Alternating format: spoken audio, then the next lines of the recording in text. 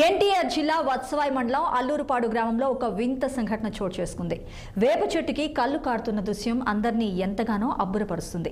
ఆలూరుపాడు గ్రామంలో ఒక గొర్రెల కాపరి తన గొర్రెలు కాచుకుంటూ ఒక చెట్టు కిందకి చేరాడు. అయితే అక్కడ కళ్ళు వాసన రావడంతో ఏంటని పరిశీలించాడు. పరీక్షగా ఆ చెట్టును చూడగా పైనుంచి ఏకంగా కళ్ళు కారుతున్న దృశ్యం అతని కంటపడి ఆశ్చర్యపోయాడు.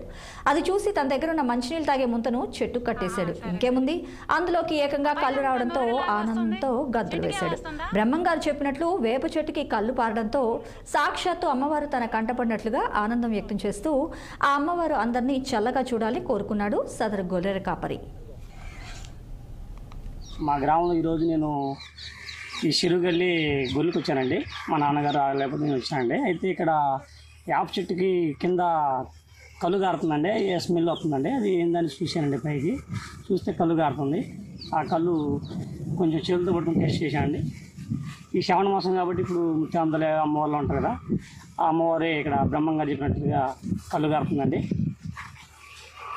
అందుకని ఇంకా ప్రజానికానికి తెలియదండి, తెలుస్తూ వచ్చి పూజలు కూడా చేస్తారండి. ఈ శ్రావణ మాసంలో మనకి ఈ కళ్ళు గారటం వేప చెట్టు నుంచి బ్రహ్మంగా చెప్పిన మాట ప్రకారం రావడం వల్ల మాకు చాలా సంతోషంగా ఉందండి. అంటే హిందూ సాంస్కృతిక ధర్మం ప్రకారం ఇంకా